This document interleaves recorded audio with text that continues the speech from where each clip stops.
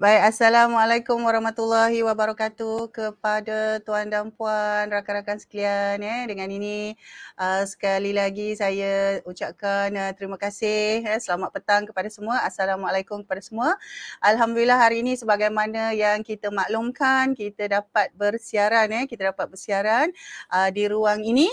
Bersama-sama dengan satu lagi siri FB Live Perniagaan Lestari yang akan bersiaran setiap hari Isnin jam 5 petang. InsyaAllah kita akan ada 12 siri semuanya.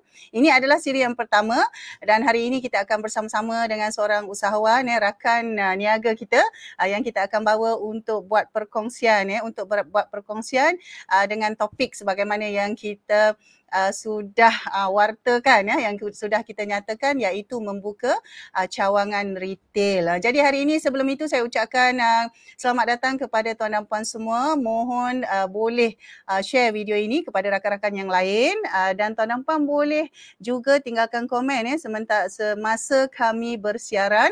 Boleh tinggalkan komen untuk kita sama-sama berkomunikasi sekiranya ada mungkin pandangan ataupun soalan ataupun beberapa input yang diperlukan daripada rakan usahawan jemputan kita hari ini. Saya amat alu-alukan kerana ini adalah ruang dan masanya yang dibawakan untuk satu sesi, satu siri kepada rakan-rakan terutama di bidang retail ataupun orang kata di bidang peruncitan yang sedang menjalankan bisnes ataupun yang sedang melihat dan meneroka possibility ataupun potential dalam bidang ini. Jadi untuk itu sekali lagi saya ucapkan selamat datang kepada semua tuan dan puan.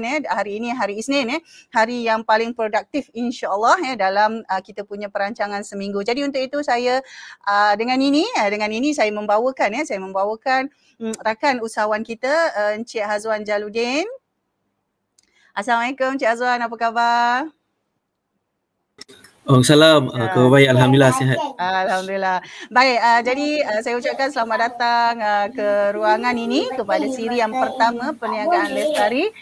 Dan hari ini kita bersama-sama dengan rakan-rakan kita di ruang page Facebook Puan Ainun Muhammad secara live. Jadi Encik Azwan di mana hari ini ni? Nampak ada background yang live.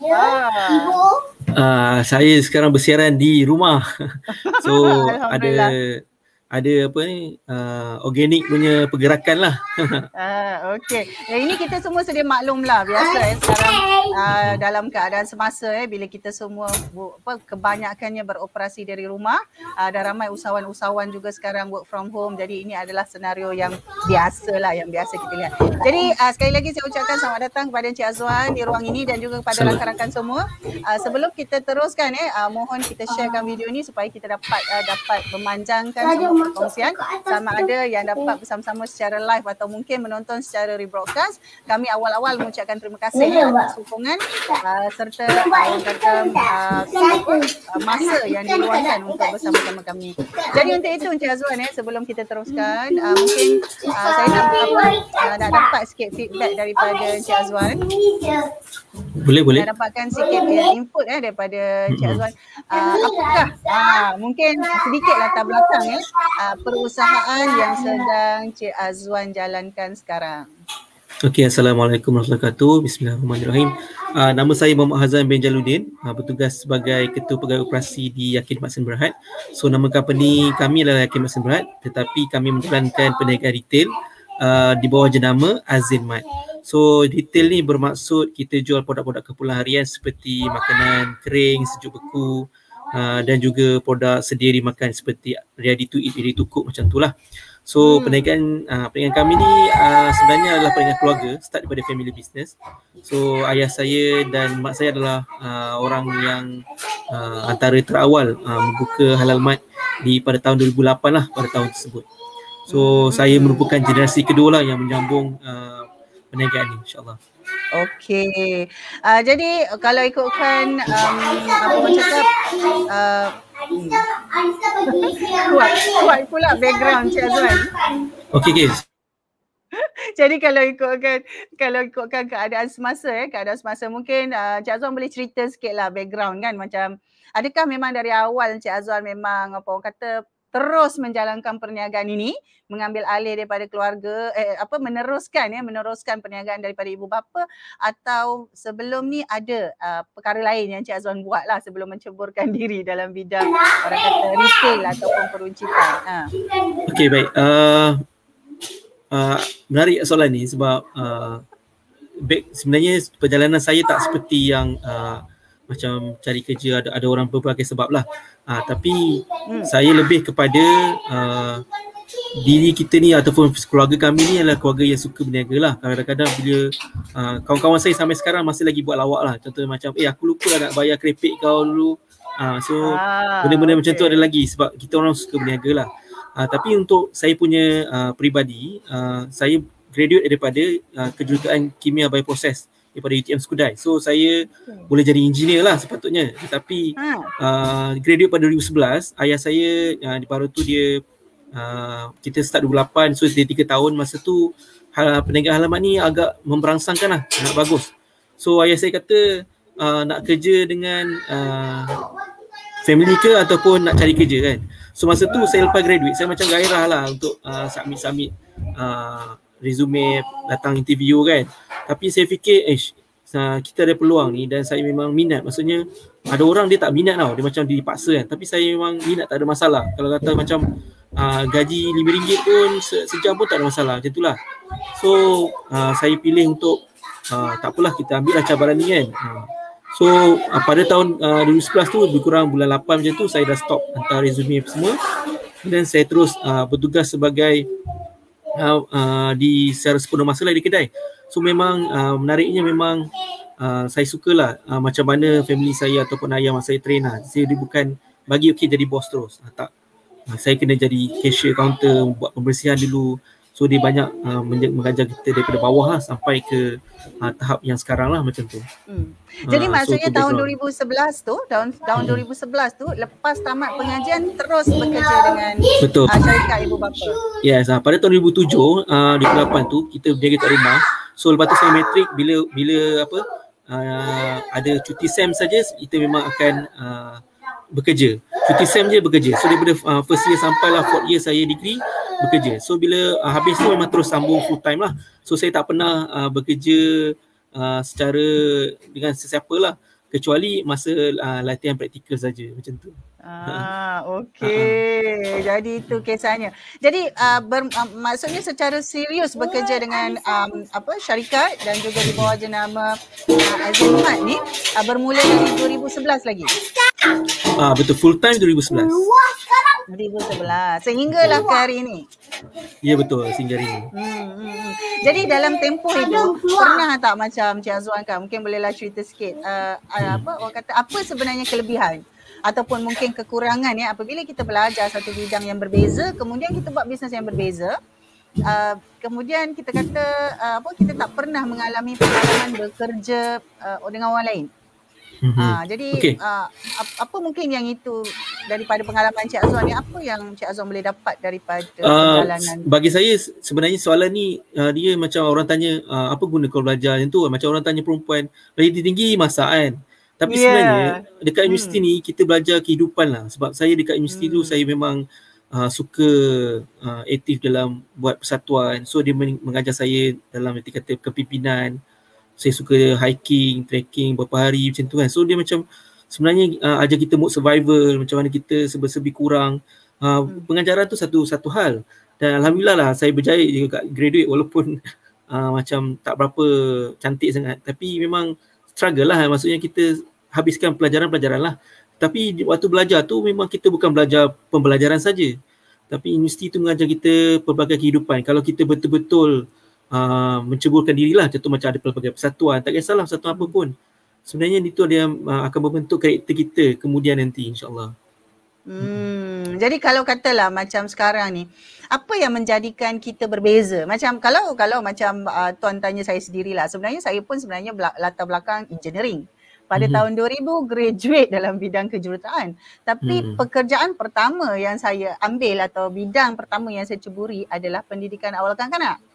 Sehinggalah pada tahun 2008 saya membuka sendiri satu syarikat dan mengambil program licensing pada waktu itu dan membuka sebuah perusahaan pusat pendidikan kanak-kanak. Sampai 5 tahun habis kontrak tu, jadi dia tamat. Jadi saya melihat daripada pengalaman saya pula, saya melihat bahawa ada kelebihan bila kita ni ada latar belakang teknikal ataupun ada orang kata kita belajar benda lain tapi buat benda lain. Jadi apa yang kita belajar tu sebenarnya ada memberi kelebihan kepada kita apabila kita buat bisnes ni. Jadi kalau macam Cik Azwan kan, memang universiti tu belajar kehidupan lah. Tapi ada tak perkara-perkara yang memberi perkembangan kepada contoh, apa macam, yang tuan buat sekarang? Macam bisnes saya, dia dipelopori oleh kedua orang tua saya. So mereka ni dia ada style old school dia. So bila berdepan dengan cabaran dengan kita punya perniagaan ni, kita kena ada satu kita panggil macam kita kena cari, kena research, kena ikut undang-undang semua tu. So sebenarnya tu perlukan ilmu, perlukan carian macam mana kita nak ikut ni. Sebab kalau macam parent saya, dia kalau boleh berniaga diam-diam gitu je kan. Tapi pematuhan tu kena perlu. So apa yang kelebihan yang apa yang saya ada waktu tu, saya akan mencuburi semualah. Okey, sepatutnya kena macam ni, gaji minimum kena macam ni, yang ni kena macam ni. So kita lebih alert dengan benda-benda tu. So dia membantu kita, maknanya kita jalankan bisnes ni dengan lebih tepat. Bukannya nanti terlanggar nanti rugi banyak nanti kemudian. Faham. Maksudnya kita ada kelebihan lah walaupun kita belajar bidang lain, kemudian kita buat bisnes lain, kita tetap ada kelebihan kita. Jadi untuk itu, mungkin tuan boleh cerita sedikit lagi tambahan sedikit tentang apa sebenarnya Azinmat ni dan apa sebenarnya lah, apa cerita di sebalik Azinmat, kenapa nama dia bukan As-Solihin? Mungkin ada perkara-perkara yang boleh dikongsikan sebelum kita cerita panjang lagi tentang macam mana pengalaman membangunkan kedai ataupun membangunkan cawangan dan seterusnya. Jadi apa sebenarnya kisah di sebalik Azinmat ni? Kita ada assistant. Okey, baik. Pada tahun 2007-2008 tu, Azinmat ni sebenarnya kami berasal daripada perniagaan bernama Azin lah. So bila perniagaan Azin tu, kita ni antara 5 kedai pertama yang buka dan masih kekal sampai sekarang lah. So perniagaan nama tu agak-agak berubah sikit, ada Alzin, ada Azin macam tu lah. And kemudian pada tahun seterusnya kita memang fokus daripada mula sampai sekarang, kita fokus jadikan kedai kita sebagai kedai halal mat ataupun macam orang masuk tu dia tahu okey ni barang-barang keperluan produk keperluan buatan muslim ataupun bumi putra macam tu. So bila tahun demi tahun macam tu kita ada set target. Kita set target macam ni. Kalau orang nak cari makanan halal je mesti Azinmat.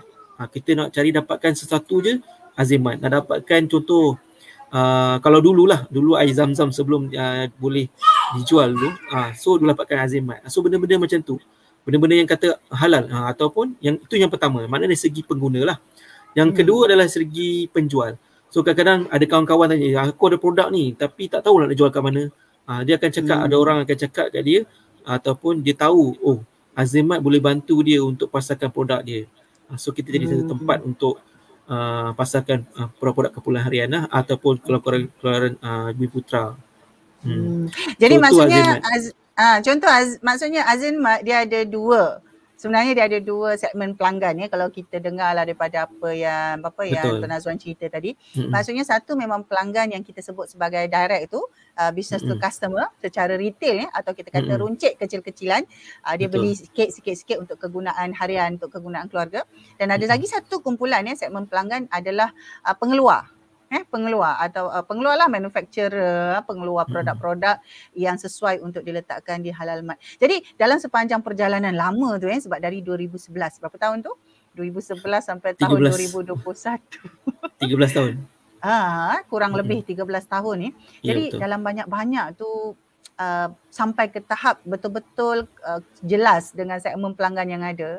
Apakah antara perkara yang Cik Azwan nampak mencabar lah, mencabar sampai ke orang kata 13 tahun ni, apakah Betul. antara perkara-perkara yang mungkin ada 2 atau 3, kalau ada 10 sekejap lagi tak habis pula kita nak bercerita petang ni kan, mungkin ada 2 atau 3 lah cabaran yang dihadapi membangunkan jenama Azin Mat sebagai satu jenama yang dikenali sebagai halal mat. Okey, bagi saya perkara penting dalam kita nak buat sesuatu perniagaan ni adalah aktiviti pemasaran lah. So aktiviti pemasaran tu memang kena berterusan dan sentiasa konsisten. Mungkin tak perlu banyak tetapi dia konsisten. Contoh macam apa yang kami rasa kami berada lebih sikit daripada orang lain adalah kami banyak kuasai di carian Google. So macam kita target macam ni. Kalau macam saya cakap tadi adalah bila orang kata nak cari produk dekat Azin Mat kan. Saya pula fokus kepada di Google. Kalau dia type produk something, dia keluar website saya. So tu contoh macam ada jenama, contoh saya sebut sini Tisha, Parata Tisha kan. So type Tisha, Parata Tisha, dia akan keluar Parata Tisha daripada website azinmat.com. So sebenarnya benda-benda tu dia akan membantu perniagaan kita ni untuk perniagaan yang lebih stabil macam tu. So cabaran dia memang sangat-sangat banyak lah kalau kita nak pastikan benda tu boleh berlaku. Dia banyak tenaga, banyak wang ringgit dan sebagainya. Yang kedua adalah dari segi pematuhan undang-undang. Jujur kami ni, oleh kerana kami ni business family, dulu macam adik-beradik saya ni ada adik 8 orang. So adik-beradik saja yang boleh jaga kaunter dululah. So waktu awal-awal tahun 5 tahun pertama macam tu memang kita counter je family kan, tak boleh orang luar. So dan gaji pun main cincai lah. Tapi gaji sebab makan percuma kan, tidur percuma, so nak kira apa lagi, kita terima lah apa yang diberi kan. Kemudian bila kita satu fasa yang kita nak ikut peraturan, kita tahu banyak juga kos sebenarnya sebenarnya kena macam ni, kena ada KLSP per keso. Daripada awal buka kami tak pernah terus carun KLSP per keso. Agak lewat dan bayarlah, denda kena bayarlah. Tapi kita itu proses. Nak kata saya bukan nak cakap kalau buka bisnes tak kena bayar. Tak, dia ikut situasi. Kalau kita rasa yang tu, kita buatlah yang tu kan. So tu dan kemudian seterusnya kita pula macam bila buat keuntungan, kita pula terleka tentang cukai. So kami ni dah pernah didenda beratus ribu lah sebenarnya. So dah alhamdulillah dah selesai bayar lah ratus ribu daripada LHDN. So kita dulu tak tahu bahawa kita kata kos renovation adalah kos yang boleh ditolak cukai. Tak boleh sebenarnya.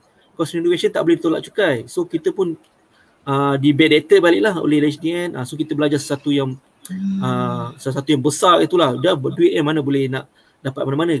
Penat kita cari dia kaut macam tu je kan.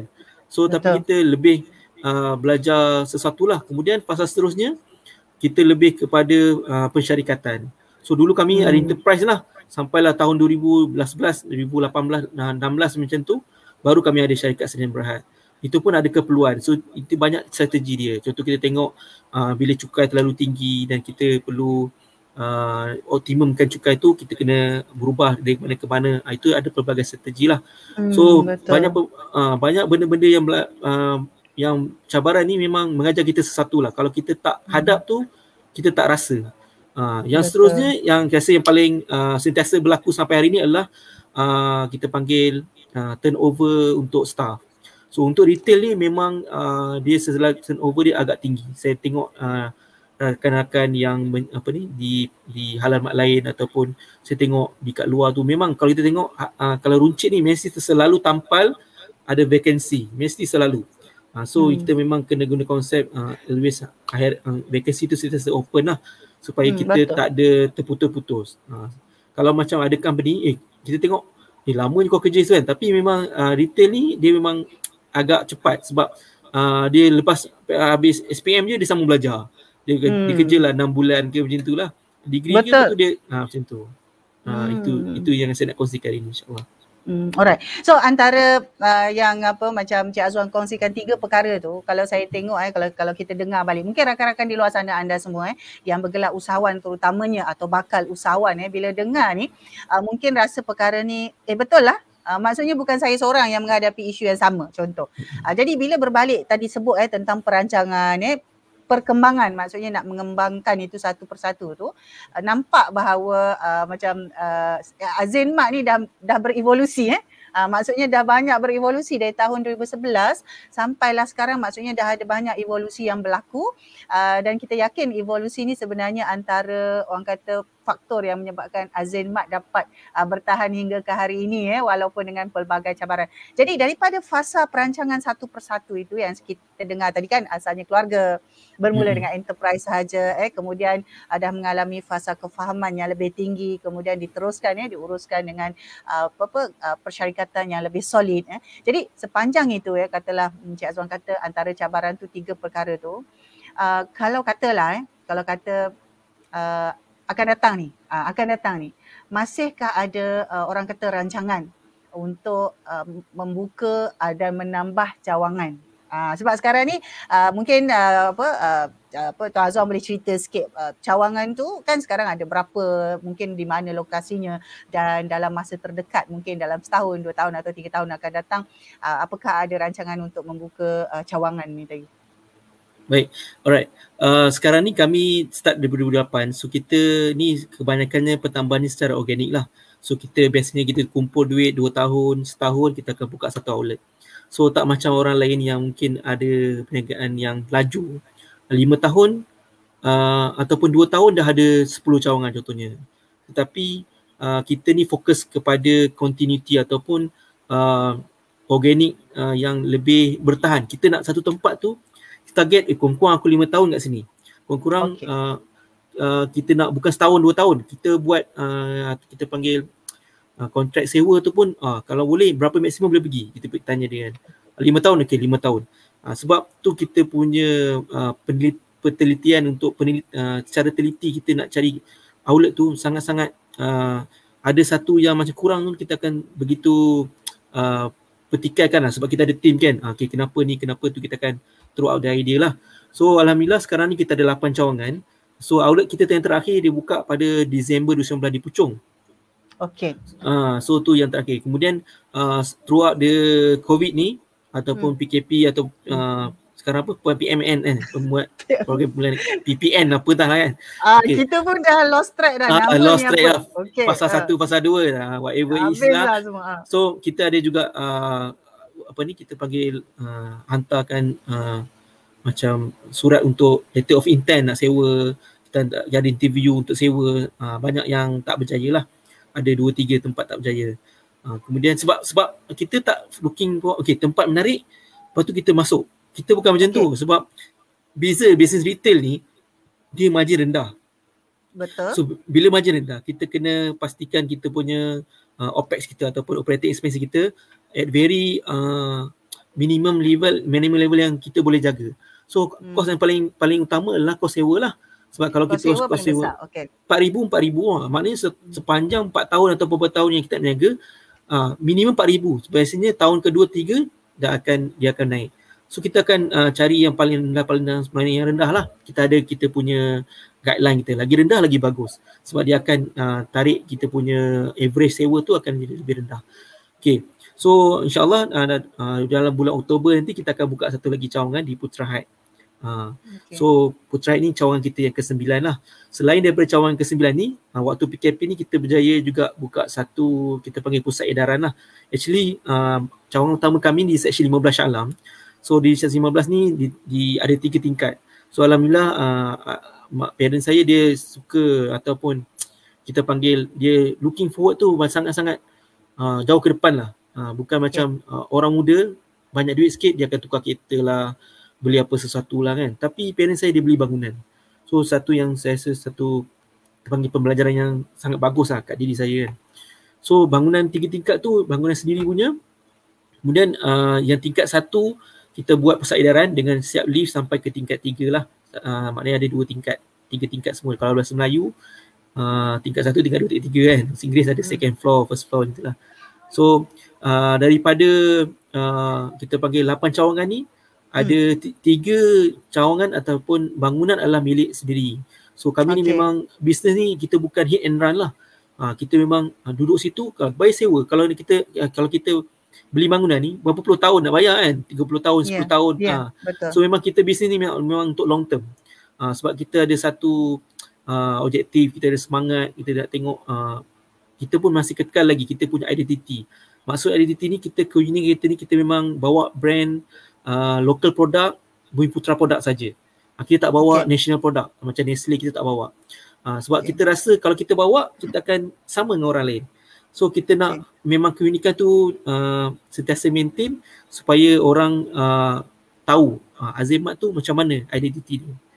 Itu. Alright. Cik Azwan, mungkin kita ada rakan kita rakan kita Tuan Muhammad Syafiq, dia tanya macam mana, bagaimana Tuan urus staff lebih-lebih lagi ketika musim pandemik. Waktu biasa pun turnover, dah sebut tadi kan cabarannya turnover staff, itu antara yang cabaran yang Tuan Azwan senaraikan tadi kan, yang ketiga. Betul. Jadi Tuan Syafiq tanya ni, kalau dalam keadaan pandemik apa pengalaman Tuan, macam mana Tuan urus sebab yelah boleh buka kan tapi dalam keadaan tertentu. Bagi saya kita kena ada satu ataupun department HR kita mesti kena mantap lah. Maksudnya bila pagi tu nak buat apa dah tahu dah. Contohnya macam pagi kita dah tahu siapa datang, outlet mana buka, outlet mana lewat, kita dah tahu. So bila tahu tu jangan tahu je, kena ambil tindakan. Maksudnya lewat kena bagi surat tunjuk sebab kenapa lewat ataupun call. Kalau tak buka lagi kita kena dapat maklumat. Maksudnya kita sebagai majikan ni kita kena sentiasa alert dan ambil tindakan dengan pantas. Kalau bukannya biar je lah, tak apalah. So bila tak apalah tu staff ni akan anggap ataupun manusia macam budak kecil kan. Mak dia tak tegur pun, dia tak cakap, dia ingat tak salah ataupun dia ingat dia tu betul. Ataupun dia ingat tak apa, okey macam tu. So kita kena ambil tindakan yang sewajarnya lah. Tak kisahlah musim pandemik ke tak pandemik ke, kita kena ambil tindakan dengan tepat dan laju lah. Macam kami ni. Jadi maksudnya sistem pengurusan HR tu dia masih berjalan sama. Walaupun kita kata pandemik mungkin jam kita berbeza kan. Orang yang masuk mungkin tak sama macam sebelum ni kan. Jadi maksudnya sistem tu tetap sama juga. Tapi kita kena ada macam equipment ataupun kelebihan dari segi teknologi lah. Contoh macam mana nak tengok kedai buka semua. Macam kena fikirlah. Kita adalah kita punya sistem kan. Kita tahulah kedai tu buka. Kita tahulah orang dah clock in, clock out, kita boleh tahu. Tapi masing-masing pendiri bisnes tu kena tahu macam mana nak atasi benda tu. Jadi bila kita sebut ini dah ada kita punya rakan juga Muhammad Firdaus Jalan, dia tanya apa cabaran terbesar dalam bisnes trading dan logistik macam tuan ni. Saya lihat bahawa bila tuan sebut ada distribution center, maksudnya memang Azimat sendiri sebenarnya yang buat penghantaran kepada semua 8 lokasi yang ada tu. Jadi bila dalam keadaan sekarang ni dia melibatkan bukan sahaja pengurusan kedai runcit, maksudnya bukan sahaja tentang pengurusan membuka retail ni, cawangan kedai ni, tetapi juga menguruskan satu lagi. Jadi kepada rakan-rakan di luar sana, kalau kita bercakap tentang business model akan nampak macam mana sebenarnya business model yang ada dalam sebuah perniagaan retail. Dia kalau retail satu, dia berbeza. Bila kita dah ada sampai 8 cawangan, dia berbeza. Bila kita dah ada betul-betul satu solid distribution center yang betul-betul kita yang distribute, bukan lagi kita order berasingan daripada distributor yang lain. Jadi pengurusannya juga berbeza. Jadi ini satu soalan yang sangat relevan. Jadi untuk orang kata manfaat kepada rakan-rakan semua, kepada anda semua yang berada bersama-sama kita di page Pak Ainul Muhammad ini. Jadi mungkin tuan boleh kongsikan lebih sedikit apa pula cabarannya. Tadi dah kata 3 tu masa nak mengurus kan, sekarang mengurus kedai tu tadi. Sekarang ni pula bila dalam keadaan sebenarnya tuan dalam bidang sebenarnya dah trade barang-barang tu dan melibatkan logistik. Okey, baik. Right. Yang paling utama yang saya nak kongsikan di sini, yang pertama adalah dari segi vendor. Oleh kerana kita ni bawa konsep kita adalah konsep bisnes yang Bumiputra. So kita tahu macam mana situasi ataupun keupayaan vendor-vendor Bumiputra kita ni. Tapi kami ni memang sentiasa proaktif lah, sentiasa untuk cari. Apa yang saya cakap pertama adalah vendor keupayaan dia. Puan boleh kira ataupun sesiapa yang menonton ni, dia kalau dia vendor kan, kalau dia buat karipap lah katakan kan. Kalau buat karipap, satu pack karipap tu dia nak hantar ke cawangan kami.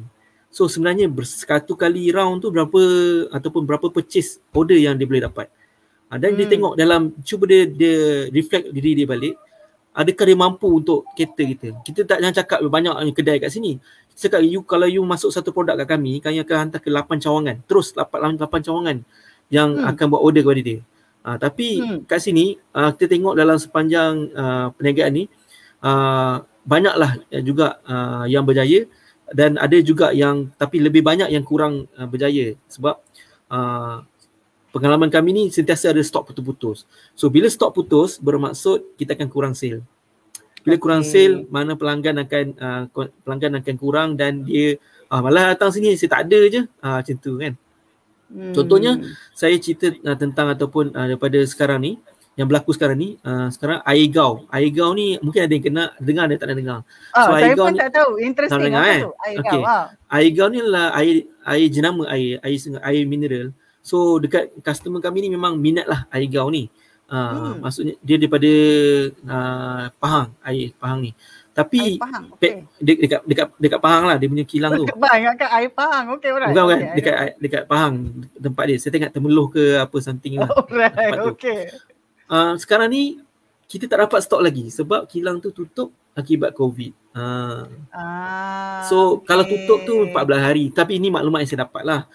Jadi kadang-kadang dia stok dia tak ramai. Kalau 10, kalau KKM akan bagilah kalau berapa persen lebih daripada tu dia akan suruh tutup. Biasanya KKM macam tu.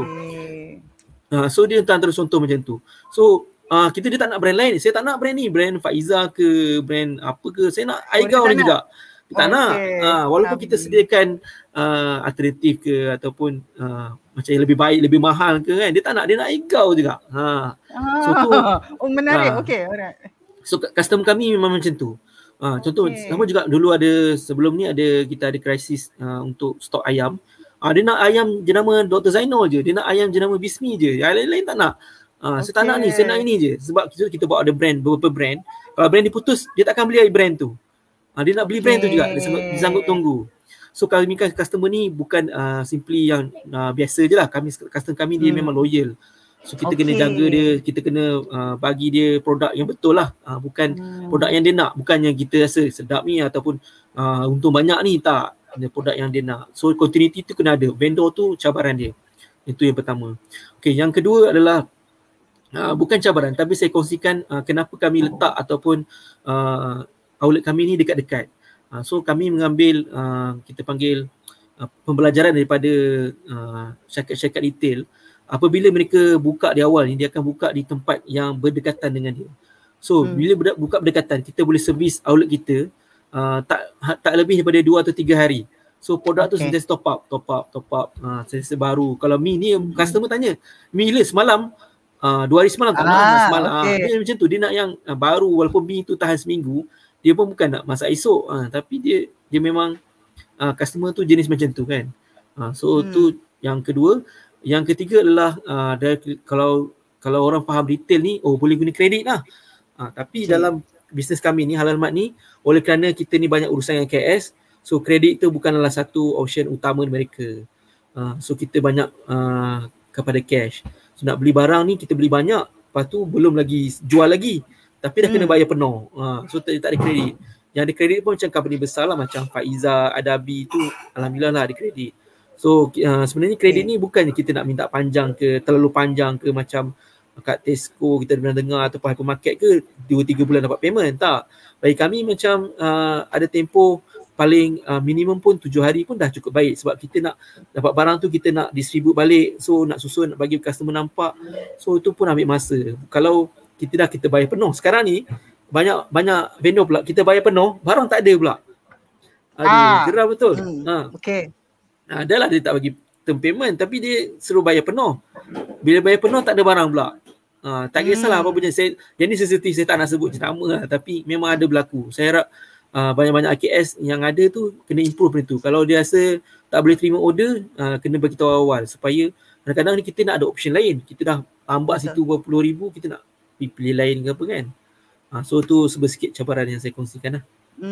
Yang ini bila ini antara perkara yang menarik dan baru sebab kadang-kadang orang ingat Zain Mart ni kedai Okey, kedai saya pun boleh buka kedai okey, buka cawangan. Okey, saya pun boleh buka cawangan. Tapi sebenarnya semua ni kalau kita lihat daripada apa yang Tuan Azwan kongsikan tadi, daripada 2011 sampai sekarang hampir mencecah 13 tahun meskipun kita nampak macam kenapa tak buat banyak lagi kan? Tapi kita betul. kita lihat apa sebenarnya di sebalik, di belakang tu perancangan. Jadi bermula dengan, tadi Tuan Hazwan ada sebut kepada siapa-siapa yang lambat sikit masuk Tuan Hazwan ada sebut di peringkat awal dia adalah perniagaan keluarga, diuruskan dengan enterprise, adik-beradik je saja ahli keluarga yang jaga kaunter, dia bermula dengan begitu. Tetapi sehinggalah sekarang kita lihat ada 8 cawangan dan diuruskan dalam model kerangka bisnes yang dah berbeza. Dia bukan sahaja retail tetapi cawangan retail itu dah bertukar kepada pengurusan bisnes secara orang kata bisnes trading dan juga melibatkan logistik. Jadi antara cabaran tadi dah sebut vendor. Kemudian tentang lokasi, bagaimana syarikat menjaga orang kata keperluan pelanggan itu dengan menguruskan lokasi dalam kilometer radius tertentu, dan yang seterusnya tentang terma bayaran itu antara cabaran. Biasanya siapa-siapa yang dalam bisnes bidang ni dia akan tahu, dia akan faham tentang terma-terma ni. Jadi saya rasa Tuan Hazwan dah bagi tahu tips ataupun panduan kepada rakan-rakan usahawan di sana, IKS terutamanya, kalau ada produk kan, yang ada produk yang nak dipasarkan melalui Halal Mart, itu adalah antara kriteria saya antara kriteria ataupun perkara penting yang mesti anda semua ada baru boleh deal nak masuk kepada ini. Kira Azien Mart masih lagi dalam kategori mini mart atau macam mana ni Cik Azwan? Masih mini mart, masih satu lot saja. Masih dalam kategori minimat Jadi kalau kata nak masuk kepada hypermart, lagilah memerlukan kriteria yang lebih orang kata lebih disiplin. Kan lebih disiplin. Lagi-lagi dah bayar penuh, tak ada pula produk. Saya bila dengar tu saya pun rasa kecewa walaupun bukan bisnes saya lah. Kita faham sebab kita dah letakkan duit modal tu dan kita perlukan stok tu untuk jualan. Sebab kalau tak ada, tak bolehlah nak jual kan. Tak ada jualan, tak ada sale, kita maksudnya tak adalah income Jadi kita orang yang berniaga ni, saya faham rakan-rakan dalam yang berada dalam sesi ni dan juga yang berada sentiasa follow page Puan Ainur Muhammad ini, saya sangat yakin bahawa tuan dan puan faham sedikit sebanyak keperluan kena ada sale tu tadi. Okey, mungkin saya ambil juga sedikit satu lagi soalan daripada rakan kita. Kalau boleh dikongsikan yang mana yang boleh dikongsikan tuan kongsi, kalau tidak saya pun sangat faham apakah maksudnya Tuan Kuknis Perlis Hemoy, saya nak sebut nama pun panjang sikit ni. Okey, perisian apa ataupun macam mana kawalan data stok cawangan, macam mana menguruskan data-data pembekal dan seumpamanya. Sebab tadi Cik Azwan ada mention kita kena fikir macam mana sistem apa yang perlu kita gunakan untuk mengurus ni semua. Okey, baik. Soalan ni bagi saya pilih untuk tidak menjawab jenama yang digunakan, tapi saya bagi guideline cara ataupun macam mana nak pilih ataupun macam mana yang kami pilih lah. Okey, antara kriteria yang kita pilih ni, present yang kita beli tu, kita ni macam saya kongsikan tadi, kita buat order daripada ada center kita. So center kita ni tahu apa barang yang tak ada kat sana, tahu barang apa yang tak ada kat outlet sana. So daripada situ kalau present apa pun tanya dia, boleh ke buat macam tu. Kemudian data tu bila dia antara outlet ataupun antara kedai, bila dia hantar sana, sini kurang, sana tambah tak. Dia kena auto macam tu. Jangan kita nak buat kerja 2-3 kali. Benda macam tu yang akan membantu kita punya akan lebih mudah lah. Dan kita akan kurangkan tenaga kerja untuk manual check. Barang apa tak ada, barang apa tak ada.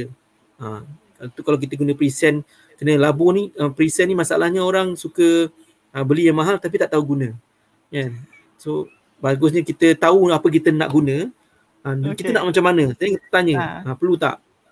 Macam dulu, kami ada masalah nak pilih present ni, nak pilih present yang boleh jual menggunakan sales volume. Sales volume ni dia ada variance dan sales volume. Contoh macam kat Shopee lah. Contoh kat Shopee tu dia ada macam pilih ni, lepas tu pilih bulk pula. Dia ada level, dua level. So dua level tu untuk dari segi programming dia agak sukar. Dan tak semua present yang normal ataupun yang biasa-biasa dia buat.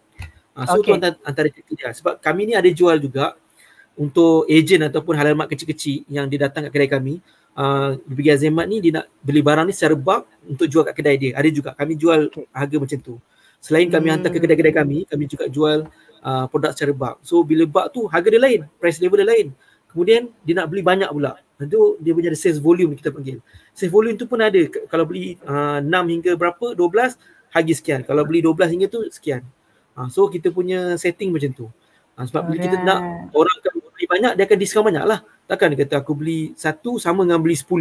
So macam tu tak bagus lah. Tapi benda tu kena pakai sistem. Ya. Jadi kalau macam ini menarik sikit sebab sebenarnya Encik Azwan sedikit sebanyak dia ada share. Kalau rakan-rakan semua, anda semua yang berada sekarang ni bersama-sama kita follow perbincangan ni, akan nampak sebenarnya ada additional customer segment. Ada customer segment tambahan rupanya di situ. Jadi sekiranya contoh lah macam saya lah. Mungkin saya balik kampung contoh lah. Ini contoh sajalah, saya balik kampung di Buan Datuk contoh. Saya buka kedai runcit Aminah. Saya buka kedai runcit Aminah. Mungkin saya nak beli barang daripada Azimat sebab saya tahu dia ada. Jadi saya tak payah sos lagi pening-pening cari kat tempat lain. Saya kata okey, Azimat saya beli saja, tapi tiap-tiap bulan tu jadi saya beli bulk juga untuk jual kat kedai saya. Tapi bulk saya tu mungkinlah tak sebesar, tak sebesar orang kata Minimart sebab dia cuma kedai runcit saja. Mungkin volume dia agak sedikit tapi masih ada lagi volume. Jadi mungkin kepada rakan-rakan anda semua di luar sana, apa orang cakap, dapat kita harapkan supaya dapat beberapa panduan daripada apa yang dah dikongsikan. Saya tambah sikit tadi. Yang Puan cakap pasal perkongsian nak buka kedai tu kan. Saya nak sharing pada tahun 2019 sebelum pandemik bermula ni, 2018-19 ni kita ada buka satu CSR lah. Kita masa tu banyak orang buat macam mana nak buka kedai. So apa yang kita bantu adalah mana-mana masjid ataupun koperasi, kita bantu masjid dan koperasi je. Okey. Yang nak buka macam kedai pasar mini ke apa, kita akan bagi khidmat rundingan percuma, khidmat pertanyaan percuma, kita bagi macam tu. Tetapi dia ada syarat-syarat adalah untuk pertama tu percuma dan sehingga habis tu, kalau nak next tu dia kena beli ataupun subscribe package macam stok dengan kita. So dia beli stok minimum 10,000, lepas tu kita akan bantu dia lah nak beli kat mana, guna software apa, kita bantu macam tu. So maksudnya kat sini bukan kita sebenarnya banyak je, ada je beberapa halal yang kita set upkan dia sebab kita rasa ada tanggungjawab kat kita supaya dia tak nak kita buka, dia tutup. Buka 2 tahun tutup. So kita nak dia buka dengan betul. So alhamdulillah ada beberapa yang dapatkan khidmat nasihat daripada kami. So kami tak charge khidmat nasihat ni, tapi kami minta dia beli dengan kita ni ada sekian jumlah supaya kita boleh cover balik lah. Sebab ilmu tu boleh kongsi. Kalau kita nak kita kongsi tu, dia buka tu dengan betul dan dia boleh belilah dengan kita lagi kan. InsyaAllah macam tu lah. Alright. Tapi kalau yang khidmat konsultasi macam tu untuk set up kedai ni tadi, adakah koperasi ataupun mana-mana institusi macam masjid atau surau ke macam mana bila nak start nak mula satu inisiatif tu, adakah dia perlu guna jenama Azimat atau dia buka saja kedai dia? Tak, kami bantu dia macam mana nak buka Minimart je. So kita bagi tahulah nak buka tu guna jenama apa semua, tapi tak ada kami nak minta orang yang pihak lain tu untuk buka di bawah jenama kami, tak ada macam tu. Okey, faham. So ada satu lagi revenue stream yang indirect sebenarnya. Jadi kalau tuan dan puan semua sebab kita anda semua yang berada sekarang ni bersama-sama kita, saya yakin adalah orang-orang dari kalangan mempunyai latar belakang berniaga. Jadi boleh follow perbincangan kami dengan orang kata dengan lancar. Sebenarnya saya melihat kepada segmen-segmen dalam satu business model. Kalau tuan dan puan biasa dengan business model Canvas sepanjang perbincangan ni sebenarnya itulah kerangka yang kita bincangkan. Kita bercakap tentang key partners, vendor tadi kan. Kita bercakap tentang aktiviti. Jadi Encik Azwan tadi dah cerita tentang marketing. Saya mungkin sebab flow perbincangan kita agak menarik jadi saya tambah sikit sebab antara salah satu perkara yang Encik Azwan sebut adalah aktiviti pemasaran, dia tak semestinya besar-besar tetapi kena sentiasa ada. Jadi antara yang memang Cik Azwan cerita tadi adalah di Google punya Google placement. Jadi saya mungkin nak highlight perkara ni Cik Azwan orang melihat bahawa cawangan kedai retail ataupun kedai runcit ke ataupun minimart, kalau macam dalam konteks Azin mungkin sebab dia ada banyak tapi kalau meskipun ada satu cawangan saja ataupun ada satu kedai saja, apa saranan Cik Azwan? Adakah mereka ni masih juga perlu ada marketing yang macam Cik Azwan sebut tadi atau sebenarnya dia mengikut size business tu baru dia diperlukan? Okey, menarik soalan ni sebab banyak orang tanya ataupun share ni semua nak buat kan. So, tapi dia tak tengok capacity dia ataupun sebenarnya dia nak sampai tahap mana. Contohnya macam bila kita setting satu bisnes tu, kita nak kuasai daerah ataupun kawasan apa. Ada orang ada website cantik, semua nak buat website cantik. Bayar mahal, dia nak bayar mahal tapi tak digunakan. Yang penting sebenarnya website tu kita create untuk membantu kita secara organik. Tetapi dia buat sekadar ada je, so tak jadi. Kan? Lalas dia jual kat Shopee juga kan. Okay. Ada website cantik tapi jual kat Shopee juga macam tu. Macam tu je kan. Website yang ada tu dia tinggalkan je. Sebenarnya beza tau, sebab setiap apa kita buat tu kita kena tahu impact dia. Contoh macam Shopee, dia takkan ataupun dia kurang untuk retain customer tu. Sebab dia ada dia punya sendiri, dia punya audience dia. Tetapi kalau dia kat website kita tahu dia beli barang tu dari kita saja. So kita kena buat tu ikut keperluan lah. Okay, tu untuk website. Contohnya macam pasal Google tadi kan.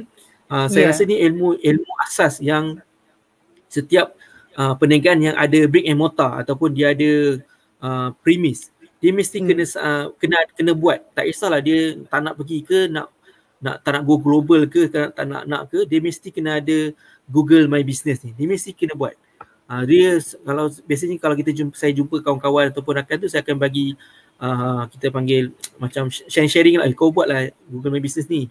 Sebab Google My Business ni sebenarnya dia akan bantu kita punya location ni untuk sekitar kawasan tu. Bila kita daftarkan tu, dia akan bantu, okay, dia ni bisnes ni dekat sini dan apa yang dia jual, dia akan bantu. Kalau kita tak buat tu, bila orang type kat Google Search, kita ingat Google Search tu kena ada website saja. Tak. Kalau kita ada Google My Business yang percuma ni pun dah boleh membantu kita. So kalau kita buka Google My Business tu, type kat Google tu Google My Business, then subscribe, lepas tu pilih dan isi semua, gambar, logo, post, isi post secara berkala, ada promotion ke apa. Kalau ada website, kita attach sekali website kita.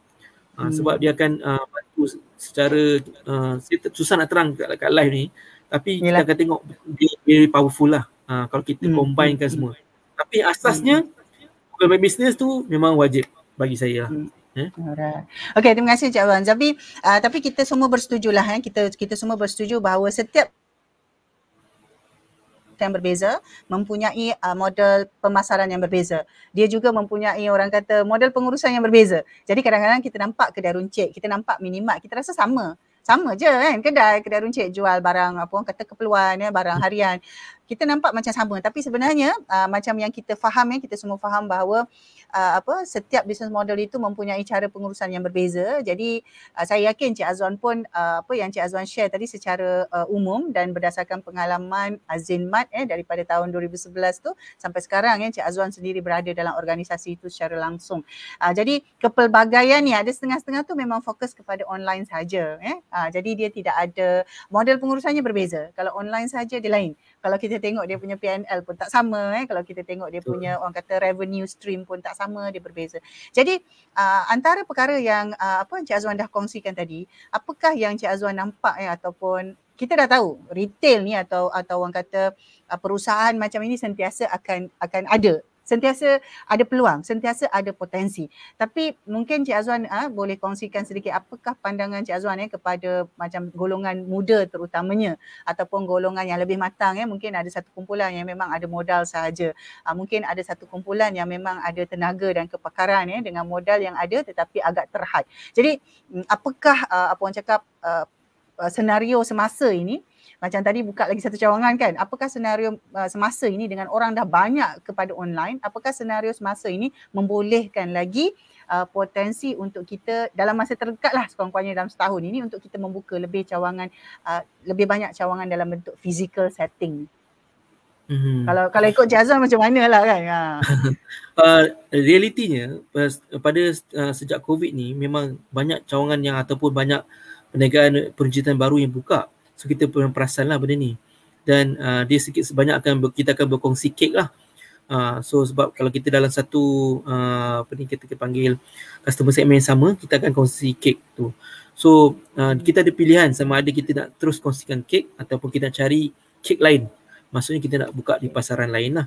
Tetapi dia bergantung kepada macam untuk Puan cakap tadi pasal kita ada yang ada duit, ada yang tak ada duit kan. So dia sangat-sangat kalau retail ni sebab dia nak start dia tu bukan rendah, nak start tu dia tinggi. Dia 100,000 ke atas. Dia bukan simply macam kita kata buka kos 5,000 tu tak. Dia 100,000 ke atas baru logik lah untuk kita buat bisnes tu. Melainkan kita dapat kita panggil stok tu memang kredit lah. Stok kredit 100%, mungkin kita akan dapat jimat lah. Tapi dia bergantung kepada next adalah kita fikir sales dulu lah. Adakah kita buka ni, kita buat kajian, adakah orang kat situ memang tercari-cari kedai macam yang kita akan buka ni. Tak kisahlah konsep apa kita nak buka, sama ada kita kena carilah sama ada dia nak buka konsep yang macam retail minimart biasa ke, ataupun sebab sekarang ni kalau puan tengok minimart ni ada beberapa jenis. Kita boleh segregatekan. Contoh yang pertama adalah yang macam biasa ataupun dia biasa dia macam speedmart lah. Biasa tu macam mana? Biasa macam kedai runcit. Biasa tu macam kedai Aceh ke? Kedai runcit kedai Aceh ke? Aceh tu dia maksud saya dia lagi. Itu dia tak moden. Ni kita pasal moden. So yang kedua adalah yang dia ada makan-makan. Macam family mart tu. Minimart juga tapi dia ada makan-makan. So kita tengok you nak buat konsep macam tu ke? Ataupun ada juga yang ada kafe. Sebab ada trend sekarang yang dia macam kafe, dia buat ada air panas, boleh minum sikit. Ada juga. So kita kena sesuaikan kita punya nak buka cawangan ni sesuai dengan keperluan kat situ. Sama ada kita nak kawasan ni memang orang nak pergi makan jauh. Kalau kita buat yang santai pun kafe ke macam family mart gitu kan, mungkin boleh memberi semangat dia. Macam kami memang ada customer segment macam tu, kita target customer segment macam tu. Bila kedai ni, ini sesuai tak dengan segmen kita? Kita kena pastikan perancangan kita betul lah. Jangan kita main, gini kosong, sini murah, buka. Kan? So tak ada duit, buka. Tapi duit loan. Lepas tu pembinaan saya tak cover. So macam semua perancangan kena menyeluruh lah. Bukan kata ada duit saja, ada tempat saja. Tak, dia mesti complete semua beberapa perkara yang kita nak pastikan continuity kita ni, baru kita buka cawangan lah. Tak kisahlah zaman pandemik ke tak pandemik ke apa kan. Sebab kita tengok lagi kalau macam sekarang ni, saya cakap konsep adalah retail. Maksudnya dia essential. Itu kalau kita buka yang bukan essential, dia lagi mencabar. Kalau dia macam baru-baru ni buka sekejap tutup balik kan. So macam mana orang yang bukan essential tu kan. Kalau essential ni gagah lagi lah kalau kita nak buka kan. Ni saya nak kongsikan untuk bisnes yang bukan essential lah. Tu lagi kena fikir. Macam foto macam tadika kan, ada kena tutup semua kan, tak boleh operasi macam mana kan. Jadi kawasan tu memang semua orang banyak anak-anak kecil ni kan, dah strategik lah.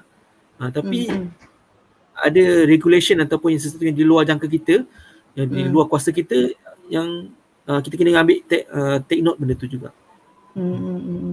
Okay, jadi bila bercakap tentang rancangan ataupun cakap planning, benda ni nampak macam klise. Kita kata, alah biasalah plan, tak payahlah, asyik plan tapi tak buat kan. Ramai yang ada satu orang kata pandangan macam itu, dan ada juga yang kata, Puan, buat plan sejauh mana nak plan ni, asyik plan, dah lah pandemik, tak tahu apa jadi, plan, lepas tu tak boleh, plan boleh. Jadi sampai satu tahap orang melihat planning ni sebagai satu perkara yang kedua. Jadi kalau mungkin dalam masa terdekat, sebab kita hampir sebenarnya kepada penamat siri kita hari ini. Jadi sebelum kita tutup ni, mungkin kita akhiri dengan satu lagi bahagian kalau Encik Azwan boleh share berapa kerap Encik Azwan buat planning dan berapa kerap review balik plan tu, dan sejauh mana plan ni sebenarnya dalam aplikasi Azinmat sendiri yang orang kata secara praktikalnya membolehkan dia bergerak dan berada dalam tahap sekarang lah. Dan saya yakin ada banyak lagi perancangan ke depan kan. Tapi dari segi pengalaman tu, macam mana sebenarnya yang Encik Azwan buat dari segi planning tu tadi? Okay, ada beberapa faktor bila kita nak cakap pasal planning ni. Yang pertama adalah dari segi permintaan pelanggan. Contoh macam kadang-kadang pelanggan ataupun feedback daripada kita punya staff, maksudnya pelanggan kata tempat ni banyakkan lagi peti ais contohnya. So bila daripada pelanggan, maksud kita kena ambil betul-betul tindakan pantas. Sebab pelanggan ni yang membeli dengan kita. Bukannya orang kawan kita yang kata. Kalau kawan kita kata tapi tak membeli pun dengan kita. So bukan itu yang kita kena dengar. So kita kena dengar maksudnya yang pelanggan cakap ni. So kita kena take note. Contoh macam kami juga take note macam bila kedai baru buka, ada pelanggan, kita akan sesuai dengan permintaan pelanggan dekat kawasan tu. Kita ada satu buku bila buka-buka kedai tu, okey, barang ni tak ada. Puan barang apa tadi boleh tak saya take note balik, kalau ada nanti saya bagi tahu. So tu planning tentang barang. So kita nak jual ni barang yang apa orang nak belilah, bukannya barang yang apa kita suka, ya. So tu planning yang pertama dari kata-kata unsur ataupun faktor daripada pelanggan, ya. Yang kedua adalah segi kita kata macam apa yang sekarang berlaku pandemik ni lah. Kalau daripada dulu kami buka 9 pagi 9 malam, sekarang 9 pagi 7 malam, sekarang berada 10 malam.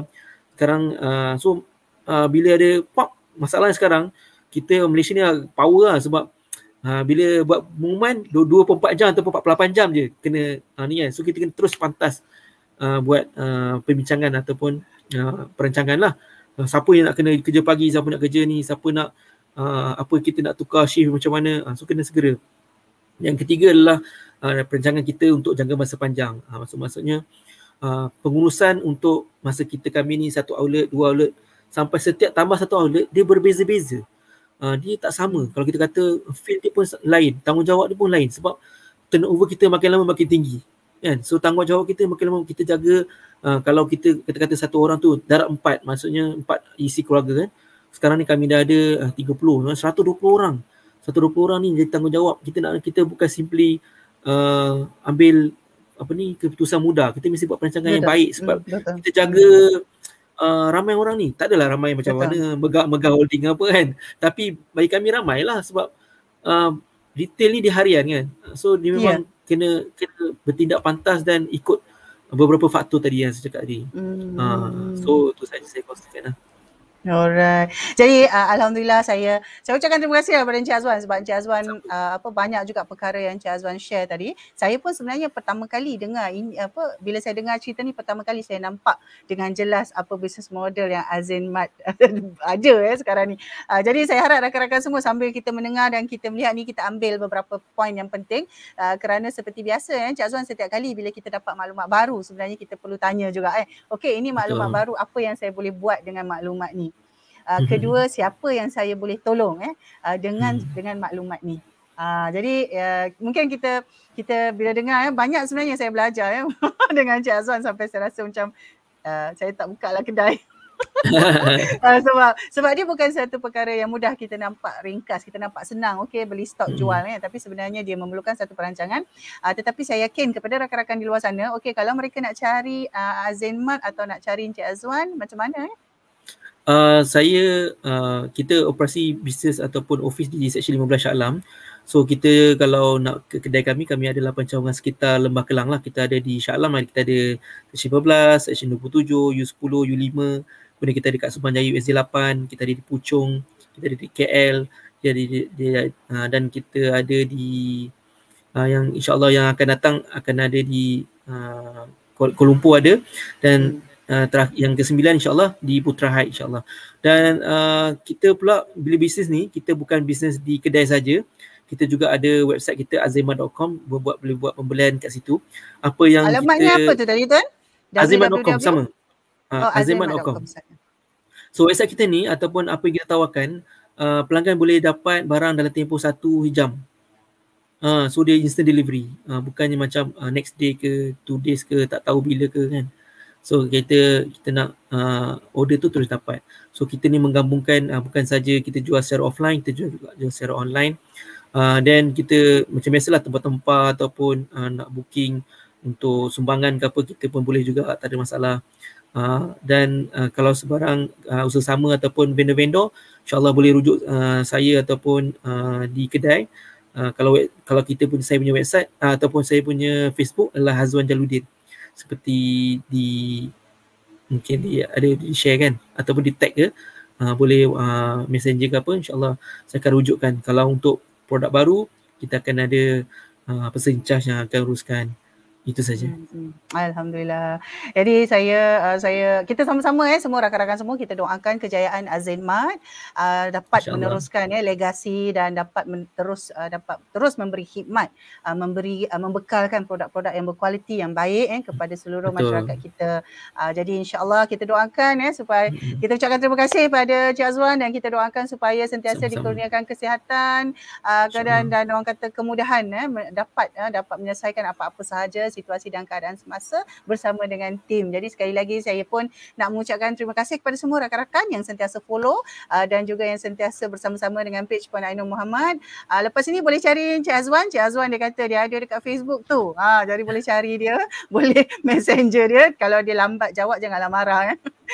Saya yakin beliau akan jawab, insyaAllah. Encik Azwan akan jawab, cuma lambat cepat sahaja. Kalau WhatsApp pun dia akan jawab, lambat cepat sahaja. Jadi untuk itu, sekali lagi Encik Azwan, terima kasih banyak Encik Azwan. Sama-sama, terima kasih juga jemput saya sebagai wakil syarikat, insyaAllah. Alhamdulillah. Terima kasih kepada tim Azin Mat yang berada di luar sana dan sentiasa bersama-sama kami sepanjang lebih kurang 60 minit ni. Saya juga ucapkan terima kasih. Jadi kita doakan supaya tim Azin Mat akan dapat terus menjalankan dan merealisasikan rancangan-rancangan yang sudah diadakan dan kita sama-sama menyokong mana yang baik. Nanti kena sentiasa maintain kualiti supaya terus mendapat sokongan daripada pengguna, vendor dan semua sekali. Jadi untuk itu kepada rakan-rakan, saya ucapkan terima kasih. Minggu hadapan insya-Allah minggu hadapan kita akan terus bersama-sama dalam ruangan ini. Minggu hadapan hari Isnin jam 5 petang kita akan bersama seorang lagi usahawan dalam tajuk Legasi Bisnes. Jadi dengan itu saya ucapkan terima kasih. Sekian, Assalamualaikum. Kita jumpa lagi.